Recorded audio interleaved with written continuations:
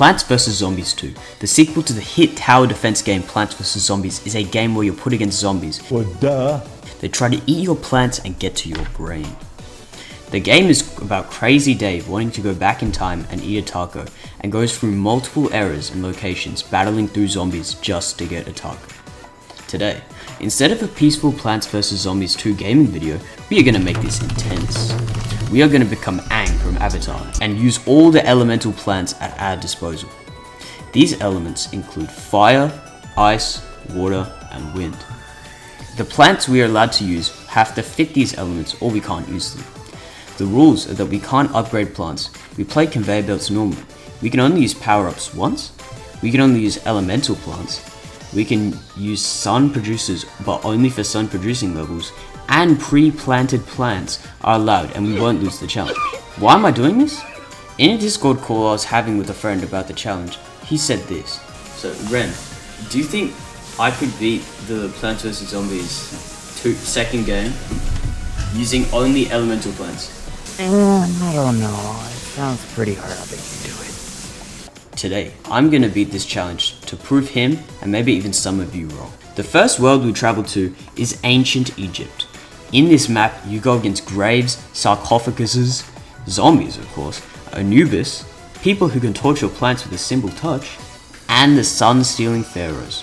In the first few levels, we had to follow the game, which meant we had to use non-elemental plants for the first few levels. After beating the first few levels, we unlocked Iceberg Lettuce. This plant freezes any zombies who step on or near to it. This plant will be very useful for stalling the zombie ops later. However, we still had no elemental attackers in the game yet, so I decided to purchase my first one, which was the Fire Pea Shooter. Now we weren't going to use any more sunflowers. Day 8 was the first day with the Fire Pea Shooter, and it was pretty easy. The pre-planted plants helped of course. Making it to day 9, we would start the tradition of having no sunflowers for the rest of the run. This was pretty easy even without the sunflowers due to the insane attacking power of the flaming fireballs from the Fire Pea Shooter. Day 10, 11, and 12 were pretty basic days and I managed to get past them using the exact same strategy.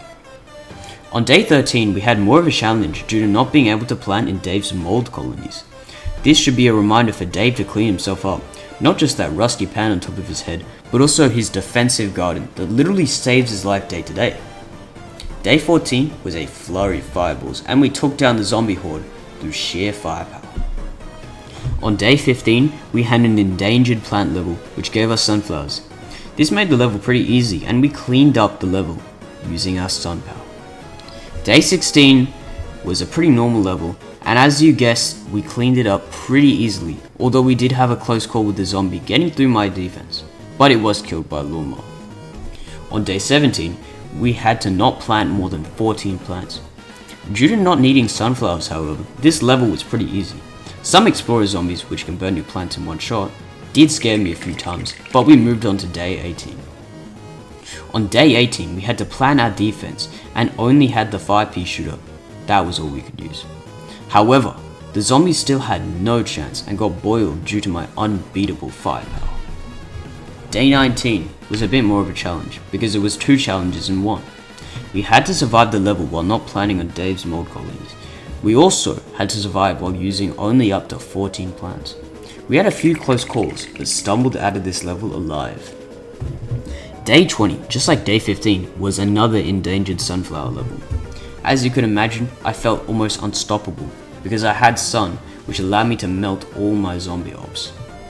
Day 21 and 22 were normal days while we made our way through the world of ancient Egypt.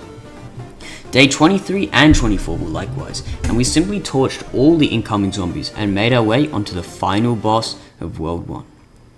Making it to day 15, we fought Dr. Zombos. He had a huge Sphinx robot, and we had to defeat it to beat the world.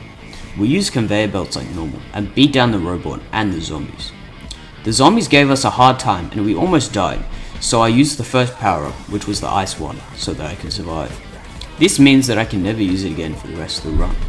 Eventually through time, I managed to defeat the Sphinx and beat ancient Egypt.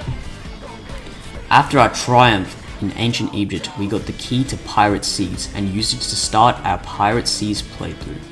In this level, we fought normal zombies like your average conehead or run-of-the-mill zombie, and of course Jack Sparrow himself, although he was a zombie. After beating up zombified Jack Sparrow, we moved on to the second and third day. After beating day 3, we unlocked the Snapdragon, which is a crucial plant for this run due to its high attack power and ability to attack multiple lanes at once. Using this, we beat down day 4 and moved on to the next day. On day 5, we had a dangerous run-in with the Seagull zombie after it ate my Snapdragon and got run over by a lawnmower. After holding on and using a few supers from the Snapdragon, we managed to beat the level.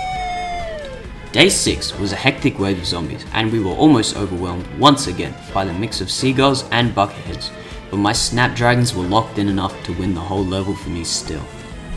Day 7, we had the introduction of the barrel zombie, which can roll over plants and effectively one-hit KO them. We utilized the supers from the Snapdragons to take them down as well as the other zombies. Even though it was day 7, things was heating up like crazy. We still managed to defeat the zombies and beat day 7.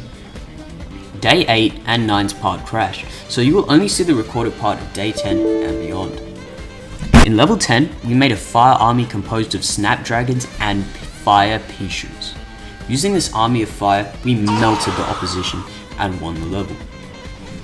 On day 11, one of the conehead zombies ran over a lawnmower, but we used the same strategy as the rest of the time, which was simply to spam these fiery plants and use the iceberg lettuce to stall if the situation was uncomfortable. This level was pretty simple, apart from the conehead, and we moved on to level 12. This was a break from the relentless spamming, and we had a pretty chill cannonball plant level. Day 13, we had to produce 2,000 sun, so we added the twin sunflower into the team. Using the sun we got from the twin sunflowers, we created an unstoppable army of Snapdragons and fire pea-shooters. On day 14, we had to simply plan our defense, so I put a ton of fire pea-shooters behind a line of Snapdragons, and this allowed my plants to melt the brains out of the brain-eating maniacs. We stomped this level and moved on further. On day 15, we had to prevent the zombies from trampling the flowers. This had some close calls, but we ultimately cleaned this up. Day 16 was about protecting the spring beans, which was quite easy as the plant power of the spring bean allows us to literally cheese the whole level. It's actually insane how busted it is. Through level 17, we played a normal level and stood our ground and defeated the zombies. Day 18 was the day where I couldn't use my elemental plants other than the iceberg lettuce. Using repeaters and pea shooters, we breezed past this level. That was easy. Day 19 was the day where we had to produce sun and not let the zombies step over the flowers. The sunflowers made this level a walkover once again. Day 20 was yet another sun producing level, and I think you can sense a theme here. In this day we bullied the zombies and literally planted Snapdragons over the whole stage and made a Snapdragon army, which is obviously unstoppable. On day 21, we had another sun producing level, and we went even further with the Snapdragon dominance and took over the zombies' territory once again. Day 22 was a snooze fest with the imps, as they were taking ages to come to our side due to the Snapdragons not being able to reach the imp cannons. In day 23, we had to make sure the zombies didn't trample the flowers once again. The seagulls were pretty annoying to beat, but we still managed to beat this level and move on to the second last level of the world.